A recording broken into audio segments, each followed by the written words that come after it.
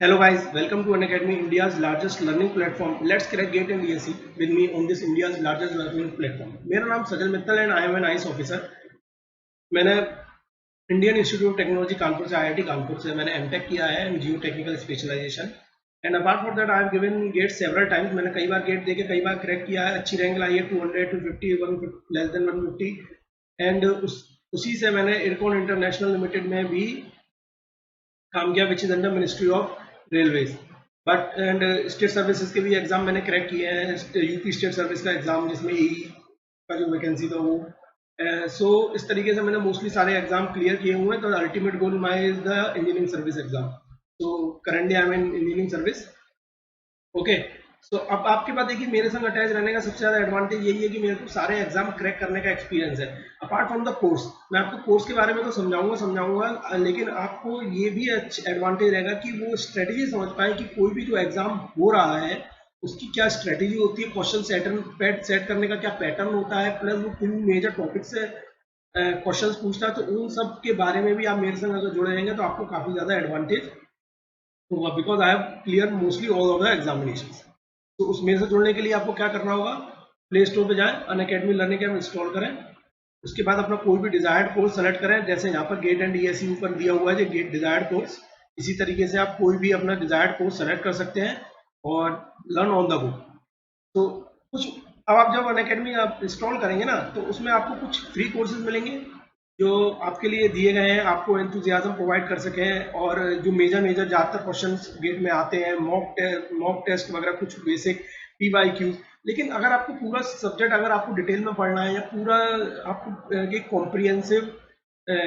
Comprehensive study करनी है किसी भी एग्जाम की, मतलब प्रॉपर विद ऑल दी सब, मतलब जिसमें सारे सब्जेक्ट्स कवर्ड हो, प्लस आपके टेस्ट सीरीज भी हो, लाइव क्लासेस हो, डाउट सेशंस हो, तो उसके लिए बेटा कुछ सब्सक्रिप्शन है। इसमें अगर आप लिटरली सीरियस हैं और एग्जाम को सच में क्रैक करना चाहते हैं तो आपको किसी भी एग्जाम को क्रैक करने के लिए सफिशिएंट 1 साल का टाइम देना बहुत ज़्यादा जरूरी है। ठीक है, इसलिए 12 मंथ का सब्सक्रिप्शन जो कि बहुत ज़्यादा चीप है, इट इज़ ओनली 25,000। और उसमें भी अगर आप 10% डिस्काउंट लेना चाहते हो तो बेटा कोड याद रखिएगा, SMYT कोड। तो SMYT कोड जब आप यूज़ करेंगे तो ये आपको केवल 22,500 का पड़ेगा only, which is very cheap as compare to other coaching institute in India. जी बहुत ज़्यादा बड़ा एडवांटेज है। ठीक है, इसके अलावा देखिए सर जो मेरा फेवरेट है और जो मुझे लगता है सबके लिए बेस्ट भी है वो है 24 मंथ सब्सक्रिप्शन। देखिए क्यों अच्छा है ये कि ये एक तो केवल पहले वाले से 5,000 रुपये ज़्यादा है केवल, और वो भी 5,000 मतलब आप 2 साल का ले रहे हो। पहले वाला 25,000 का 1 साल का था, इफेक्टिवली ये आपको 15,000 का 1 साल का पड़ा। ठीक है, which is again a very nominal. और अगर आपको 10% इसमें और ज़्यादा डिस्काउंट चाहिए तो आप SMYT कोड लगाइए, जो आपको केवल पड़ेगा 27,000 का, केवल 27,000 का। बेटा ये 24 मंथ्स का फेवरेट इसलिए है क्योंकि क्या कि जो थर्ड ईयर के स्टूडेंट्स हैं वो इस चीज का सबसे ज्यादा एडवांटेज उठा सकते हैं। बेटा थर्ड ईयर के स्टूडेंट को 2 साल मिलता है प्रॉपर प्रिपरेशन करने के लिए, तो आप इसका एडवांटेज उठाइए और पूरी तरह तैयारी करें। प्लस उनके लिए भी बहुत ज्यादा एडवांटेज है जिनका सिलेक्शन हो गया है और उनको मंशा डिपार्टमेंट नहीं मिला। तो अगर वो चाहते हैं कि उनको मंशा डिपार्टमेंट मिले, दोबारा से वो फिर से पेपर देना चाहते हैं, तो आपको फिर से सब्सक्रिप्शन लेने की जरूरत नहीं रहेगी। आप उसी से ही जो लैक आप कर रहे थे सिलेबस में अभी तक, जो टॉपिक में आप लैक कर रहे थे या किसी टॉपिक को आपने पढ़ लिया उसमें कुछ मेजर टॉपिक्स रहे, कुछ माइनर टॉपिक्स रह गए जिसको आप कवर करना चाहते हो, उससे भी 1-2 क्वेश्चन आ जाते हैं, तो आपको दोबारा सब्सक्रिप्शन लेने की जरूरत नहीं है। आप इसी से ही अपना कैरी ऑन कर सकते हैं। तो आज का जो हमारा मेजर टॉपिक है देखिए डिस्कशन का, वो है how to prepare short notes. ठीक है, ये बहुत मेजर टॉपिक है। ये मेजर इसलिए है क्योंकि लोग एक तो समझ ही नहीं पाते हैं कि what short notes, Y short notes. ठीक है, तो उसी के लिए आज हम लोग डिस्कस करेंगे ये कि how to prepare short notes. तो देखिए इसमें मेजर 3 क्वेश्चंस हैं जो हम लोग आज पूरे इसमें आज के वीडियो में हम लोग डिस्कस करने वाले हैं कि वाई शॉर्ट नोट्स, कि शॉर्ट नोट्स की आपको इंपॉर्टेंट क्यों है, कि और कब बनाना चाहिए और कैसे बनाना चाहिए। ठीक है, इनको हम लोग तीनों क्वेश्चंस को मैं इस वीडियो में शेयर करने वाला हूँ। मेरे से कई बार लोगों ने मेरे से क्वेश्चंस पूछे हैं रिगार्डिंग की वाई, व्हेन एंड हाउ। तो उनको देखते हुए बहुत सारे मैसेजेस आते हैं लोगों के कि सर शॉर्ट नोट्स कैसे बनाए, क्या लिखें, उसमें क्या होना चाहिए। ठीक है, अपने शॉर्ट नोट्स भेज दो। तो वो सब सारी क्वेरी मैं आज इस वीडियो में कवर करूंगा, तो प्लीज आप इसके देखते रहिए। देखिए सबसे पहला तो मैं कवर कर रहा हूँ कि वाई शॉर्ट नोट्स, और शॉर्ट नोट्स क्यों इंपॉर्टेंट है। सोचिए कि आपने अभी तो 1 महीना हुआ, सपोज करिए 1 महीने पहले आपने पढ़ाई स्टार्ट करी और 1 या 2 सब्जेक्ट हुए तो आपको सब याद है। सिविल इंजीनियरिंग में आपके 14, 15, 16 सब्जेक्ट्स है। अगर मैं उसको और छोटा छोटा छोटा करके ब्रेक करूं, वैसे तो इफेक्टिवली 11 to 12 में गेट, जो गेट और ईएससी के सिलेबस आते हैं वो डिवाइड करते हैं, लेकिन मैं उनको और चैप्टर स्पेसिफिक सब्जेक्ट वाइज करूं तो 15-16 सब्जेक्ट है। और अभी 1 महीने बाद तो चलो आपको सब याद है, लेकिन 4 महीने बाद जब एक बंडल के बंडल बंडल के बंडल बंडल के बंडल करके जब आपके पास इतनी बुक्स हो जाएंगी, इतने नोट कॉपी हो जाएंगी, प्लस आपको टेस्ट सीरीज भी करनी है, ये सब रिवीजन भी करना है, उनके प्रीवियस ईयर क्वेश्चन लगा रहे हैं, तब आप क्या करोगे? तब आप क्या करोगे? तब आप सारे नोट्स पलट के देखते रहोगे? नहीं। इसलिए क्यों बनाना है? क्योंकि हमारे पास बहुत हैफ्टी सिलेबस है, बहुत ज्यादा बड़ा सिलेबस है, तो उसको कंसाइज करने के लिए आगे हम लोग नहीं भूलें और प्रॉपर टाइम का यूटिलाइज कर सके, इसलिए हमें ये शॉर्ट नोट्स बनाना बहुत जरूरी है। ठीक है, इन शॉर्ट नोट्स, अब सोचिए आप पे एक ही दिन है और एक ही दिन में आपको सब कुछ रिवीजन करना है। सोचिए बस रात हो गई, अब अगले दिन कल पेपर है, ठीक है, अगले दिन आपका पेपर है और आपको सब रिवीजन करना है, तो आप सारे क्या 15-16 सब्जेक्ट्स के नोट पढ़ सकते हो? नहीं, नहीं पढ़ सकते। इसलिए लास्ट मिनट रिवीजन के लिए भी, ठीक है, लास्ट मिनट रिवीजन के लिए भी ये शॉर्ट नोट बहुत ज्यादा इंपॉर्टेंट है। ठीक है, उसके बाद इसके अलावा और भी एक इम्पोर्टेंट है, क्योंकि क्या होता है ना कि हम लोग रेगुलरली कुछ क्वेश्चंस लगा रहे हैं या फिर कुछ मिस्टेक्स कर रहे हैं। ठीक है, तो अब क्या हो रहा है कि एक बार हमने मिस्टेक करी, अभी तो याद है क्योंकि 1 ही महीना हुआ, हमने प्रीवियस ईयर के क्वेश्चन सॉल्व कर लिए, ये सब कर लिया, सब पढ़ लिया, लेकिन 4 महीने बाद क्या आपको याद रह पाएगा? आप इमेजिन करिए 4 महीने बाद आपको याद रहेगा? नहीं रहेगा। तो वो जो एरर्स हैं जितने भी, उनको नोट डाउन करने के लिए भी आप चाहे बार बार रिपीटेड एरर्स ना करें, टू ओमिट, बेसिकली मैं कहना चाह रहा हूं टू ओमिट रिपीटेड एरर्स, जो रिपीटेड एरर्स होते हैं उनको ओमिट करने के लिए भी, उसको ओमिट करने के लिए भी ये बहुत ज्यादा इंपॉर्टेंट है। ठीक है, तो चलिए, अभी तो ये आपको क्वेश्चन मिल चुका है कि ये क्यों इंपॉर्टेंट है शॉर्ट नोट। अगला क्वेश्चन है कि आपको कब बनाने चाहिए शॉर्ट नोट्स। ठीक है, तो शॉर्ट नोट्स बनाने के लिए देखिए कब आप स्टार्ट करेंगे। अभी अभी आपने एक बार पढ़ लिया, आपने देखिए पहले तो ना, सबसे पहले तो आप क्लास में अटेंटिव रहिए। ठीक है, क्लास में अटेंटिव रह के आप प्रॉपर सारे क्लास नोट्स बनाइए, अच्छे से बनाइए, उसको अच्छे से समझिए, एक एक लाइन उसमें इंपॉर्टेंट है, बिकॉज वो ऑलरेडी क्लास नोट्स जो बनवाए जा रहे हैं वो ऑलरेडी कल्टेल करके बनवा रहे हैं बुक से। ठीक है, अगर आप उसको और फर्दर कल्टेल करोगे तो आपका एग्जाम में क्या लिख के आओगे? क्लियर है? तो ये कल्टेल करने के बाद जो लाइन लिखवाई जा रही है ना, वो एक एक लाइन एग्जाम में आई हुई, तो इसलिए इसीलिए आप क्लास नोट्स प्रॉपर्ली बनाएं। अब क्या करें कि सबसे पहले आपने क्लास नोट्स पढ़ लिए, ठीक है, क्लास नोट्स पढ़ने के बाद ये नहीं कि आप तुरंत बनाने बैठे हैं, क्योंकि अभी आप पढ़ने के बाद आपको सब याद है, आप ये एनालाइज कर ही नहीं पाओगे कि आपके लिए इंपॉर्टेंट क्या है। बट हाँ, फर्स्ट रीडिंग में we can write formulae, formulas आप लिख लीजिए। ठीक है, सारे फॉर्मूले लिख लीजिए, इसके अलावा और कुछ भी नोट डाउन मत करिएगा। ठीक है, अब क्या करिए, अब आपने प्रीवियस ईयर के क्वेश्चन भी लगा लिए, तो जब आपने प्रीवियस ईयर के क्वेश्चन लगाए तब उसमें आपने ऑलरेडी सॉर्ट आउट कर ली कि किस टाइप के क्वेश्चंस आपको नहीं आ रहे हैं, या किस टाइप के क्वेश्चंस के बारे में आपको बिल्कुल अवेयरनेस ही नहीं थी, या कुछ टॉपिक ऐसा है जो क्लास नोट्स में प्रॉपर कवर नहीं हुआ है। ठीक है, क्योंकि सारा कुछ करवाना प्रॉपर क्लास नोट्स में, आपको मैंने पहले भी समझा था कि 80-20 पे हम लोग फोकस करते हैं, 80% हम लोग सिलेबस पूरा करवा के जाते हैं, 20% जो कि उतना टाइम खाता है उसको कराने का कोई लॉजिक नहीं होता है। ठीक है, तो क्लास नोट में सपोज एक क्वेश्चन ऐसा आ गया जो कि क्लास नोट में कवर नहीं है, उसके बारे में, तो वो सब लिखने के लिए, इसलिए जब आप लोग प्रीवियस ईयर के क्वेश्चन कर लें और सारे नोट्स पढ़ लें, तब आपका काम शुरू होता है शॉर्ट नोट्स बनाने का। ठीक है, शॉर्ट नोट्स बनाने का आपका काम शुरू होता है, तब उसके बाद आप लोग क्या कर सकते हैं, एक आपके इसके बाद आप शॉर्ट नोट्स बना सकते हो। ठीक है, अब देखिए क्या करेंगे आप लोग कि आपने फॉर्मूले लिख लिए, शॉर्ट नोट्स लिख लिए, शॉर्ट नोट्स आपने प्रीवियस ईयर के कर लिए, और जो जो कॉन्सेप्ट थे, आपको जो कॉन्सेप्ट भूल रहे थे, रिपीटेड जो भी चीजें आप भूल रहे थे, आपने उसको शॉर्ट नोट बना लिए। उसके बाद ऐसा नहीं है कि आपके शॉर्ट नोट्स का काम खत्म हो गया, वो इसलिए वो इसलिए क्योंकि बाद में होगा कि आप टेस्ट सीरीज दे रहे हो या कुछ कर रहे हो। ठीक है, बाद में टेस्ट सीरीज दे रहे हो और भी क्वेश्चंस आपको मिलेंगे, या किसी आपके दोस्त ने आपसे कोई क्वेश्चन पूछा, वो आपको क्लियर नहीं हुआ, फिर आपने बुक में जाके वो चीज देखी। ठीक है, तो आपके कुछ पॉइंट्स फर्दर एड ऑन होंगे। ठीक है, वो सब एड ऑन होने के लिए आप क्या करिए कि उसमें एंड में 2-3 पेजेस को छोड़ दीजिए, ताकि ताकि क्या होगा कि आप अगर आप कुछ और फर्दर एड ऑन करना चाहते हो तो आपका कुछ भी नहीं छूटेगा। ठीक है, अब इम्पोर्टेंट जो सबसे ज्यादा कि आपको बनाने कैसे हैं। ठीक है, तो सबसे पहला जो मोस्ट इंपॉर्टेंट है बेटा, किसी के शॉर्ट नोट्स आप कॉपी नहीं करेंगे, दिस इज वेरी रॉन्ग। ठीक है, शॉर्ट नोट्स आपकी खुद की फीलिंग से निकल के आने चाहिए। ठीक है, नो कॉपिंग, सबसे बड़ी बात तो एक तो no copying and in your language, in your language, क्योंकि वो आपके नोट्स हैं। मतलब इन योर लैंग्वेज का मतलब है अगर आपको बार बार एक चीज की कोई रिपीटेड गलती कर रहे हो, उसमें लिखो कि ये मैं हिंदी में ऐसे लिख दो कि ये मैं गलती कर रहा हूँ, मुझे आगे इसका ध्यान रखना है, तो आपकी फील रहेगी उसमें। ठीक है, जैसे मैं बता रहा हूँ, मैं क्या गलती करता था कि एंटी क्लॉकवाइज जो मूवमेंट वगैरह होते थे, क्लॉकवाइज और एंटी क्लॉकवाइज मूवमेंट, उनमें मैं जब कैलकुलेशन करने जाता था तो मुझे समझ ही नहीं आता था, याद ही नहीं रहता था कि मुझे पॉजिटिव लेना है कि नेगेटिव में लेना है, क्या करना है। तो मैं उसको बार बार लिख लेता था कि मुझे ये याद रखना है कि मेरे को ये वाला पॉजिटिव लेना है, इस तरीके से। ठीक है, उसी तरीके से कई सारे और ऐसे टॉपिक थे कि जिसमें कोई कॉन्सेप्ट छोटा सा मैं मिस कर देता था। जैसे उसका भी मुझे कॉन्सेप्ट एक समझ के चलिए कि देखिए बहुत बेसिक है लेकिन मैं बता दे रहा हूँ। जैसे हम लोग जब क्वेश्चन सॉल्व करते हैं कंसोलिडेशन रेशियो में, एक सिविल का एग्जांपल दूंगा, बाकी आप जनरलाइज किसी और में भी कर सकते हैं।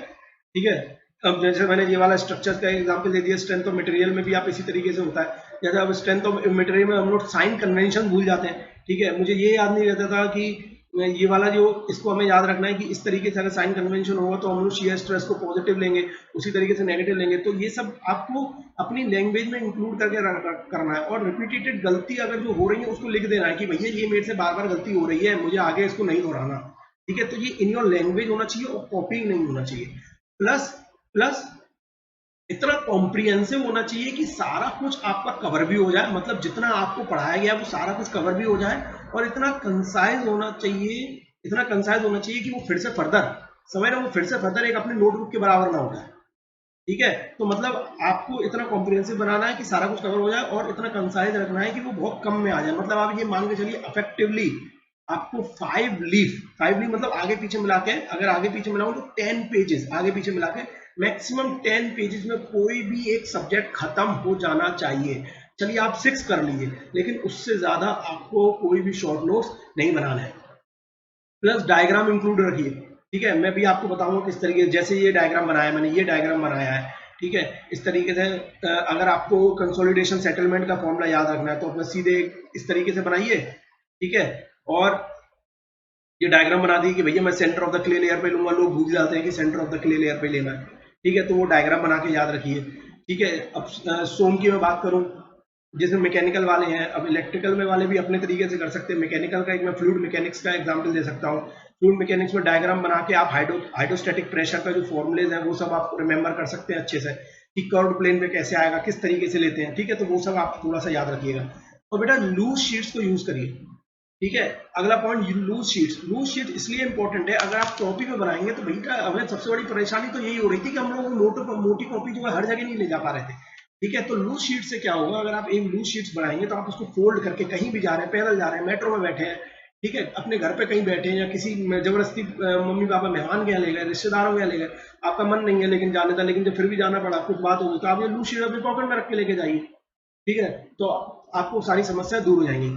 ठीक है, उसके बाद डिजिटल नोट। बेटा आजकल तो ई लर्निंग का जमाना है, आप खुद ये वीडियो देख के ई लर्निंग कर रहे हो, क्यों हम सारे नोट्स को अपने संग कैरी करें। ठीक है, उनको क्या करो, चैप्टर वाइज और या फिर सब्जेक्ट वाइज अपने एक डिजिटल फॉर्म में फोटो खींच के रख लो, और जब भी मना है उसको सोते हुए भाई आजकल तो आप लोग ऐसे बिना देखे, तो बिना मोबाइल देखे तो नींद आएगी नहीं। बेटा मोबाइल अगर देख लेंगे तो अच्छे अच्छा है तो अपने शॉर्ट नोट देख लो, ताकि रात में आपका रिवीजन भी हो जाएगा। ठीक है, और चूज व्हाट सूट्स यू, ये सबसे ज्यादा इंपॉर्टेंट है, ये इससे रिलेटेड है। ठीक है, ये है कॉपीइंग से रिलेटेड है। हमें कॉपी नहीं करना, हमें वो लिखना है जो हमें सूट कर रहा हो। हमें सूट करने का मतलब ये है कि कुछ कुछ टॉपिक्स ऐसे होते हैं कि जो हमें हमेशा याद रहते हैं। ठीक है, उनको लिखने की जरूरत नहीं है, वो आपको कब पता चलेगी, हमेशा याद है जब आप 2-3 बार उसको रिवीजन, जैसे आपने पहले मंथ में आपने क्वेश्चन सॉल्व करे और आपको पता चल गया कि ये क्वेश्चन आपसे हो जाएगा, लेकिन 2-3 महीने बाद जब आपने रिवीजन फिर से प्रीवियस ईयर के क्वेश्चन सॉल्व करे और फिर से वो क्वेश्चन आपको हो गया, तो इसका मतलब आप भूलोगे नहीं। जो चीज आप 2-3 महीने बाद नहीं भूल रहे हो, अगले 2-3 महीने बाद वो फिर नहीं भूलोगे। ठीक है, इज दैट क्लियर। तो उनको आपको कुछ भी नोट डाउन नहीं करना, क्योंकि वो चीज जो आप नहीं भूल रहे हो सकता है कोई और भूल रहा हो, और हो सकता है जो आप भूल रहे हो वो नहीं भूल रहा हो। तो अगर उसने अपने शॉर्ट नोट में वो चीज नहीं लिखी होगी जो चीज आप भूल रहे हो, ठीक है, तो ये बहुत ज्यादा दिक्कत हो जाएगी आपके लिए, तो वो यूजलेस होगा शॉर्ट नोट्स। तो इसलिए वो चीज लिखो जो आपको सूट करे। उसके बाद सबसे important read and read it. एक बार पढ़ो फिर पढ़ते रहो, उसी को ही पढ़ते रहो। देखिए इसका सबसे अच्छा होता है कि आप जब भी रात को सोने जाएं, ठीक है, जब भी सोने जाएं रात में, तो उससे पहले अपने शॉर्ट नोट्स या फिर सारे, बहुत सपोज करिए सोने जा रहे हैं तो आप धीरे धीरे 4-5 महीने बाद बहुत सारे शॉर्ट नोट्स हो गए, तो नहीं, हर रोज का एक टाइम बना लिए भाई।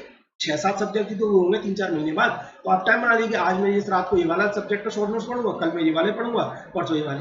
इसका और कोई शॉर्टकट नहीं है, उसको आपको बार बार ही पढ़ना है। वो बिल्कुल कंसाइज हो चुके, कॉम्प्रिहेंसिव हो चुके, उसको पढ़ने से आपको सारा सिलेबस खत्म हो जाएगा, आपका सारा सिलेबस खत्म हो जाएगा, ठीक है।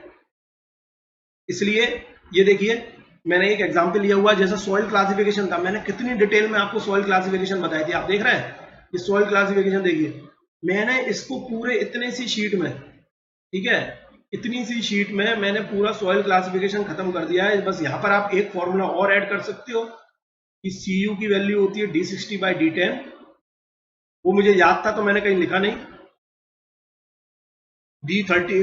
DCC की वैल्यू होती है D30² / D60 × D10, ठीक है। ये हमारा एक फॉर्मूले होते हैं और इसी से हमारा पूरा सॉइल क्लासिफिकेशन खत्म हो गया। एक अगला एग्जांपल और देता हूँ। देखिए बेटा कॉन्टैक्ट प्रेशर का, देखिए किस तरीके से डायग्राम का प्रॉपर यूटिलाइजेशन हुआ है। अब हम लोग भूल जाते हैं कि जो कॉन्टैक्ट प्रेशर कहाँ पर क्या होंगे, ठीक है। उसके बाद आपने, जब हम लोग सॉइल एक्सप्लोरेशन पढ़ेंगे तब हम लोग ये पढ़ेंगे कि एरिया रेशियो, जो area ratio inside clearance outside clearance, इसमें गेट में ही है, इसमें कई बार क्वेश्चन भी आए हैं। तो अंदर ये D2 D1 D3 D1 है, तो वो सब क्या है वो देखिए मैंने डायग्राम बना के बहुत क्लियरली मेंशन किया हुआ है, ठीक है। इसी तरीके से यहाँ पर मैंने जो ये बोला हुआ है कि ये हम लोग डायग्राम यहाँ पर देख पा रहे हैं कि किस तरीके से सर्कुलर पे कितना लोडिंग आएगा स्ट्रिप पे, तो वो सब सारे पॉइंट सब एक मार्क्स में ESE में आ जाते हैं, ऑब्जेक्टिव में, ठीक है, 2-2 मार्क्स के। तो इसलिए ये सब मैंने मेंशन किया। तो आपको ये जो डेटाज है बेसिकली हमें उसमें रखना क्या है, देखिए रखना क्या है, एक तो फॉर्मूलेज रखने हैं,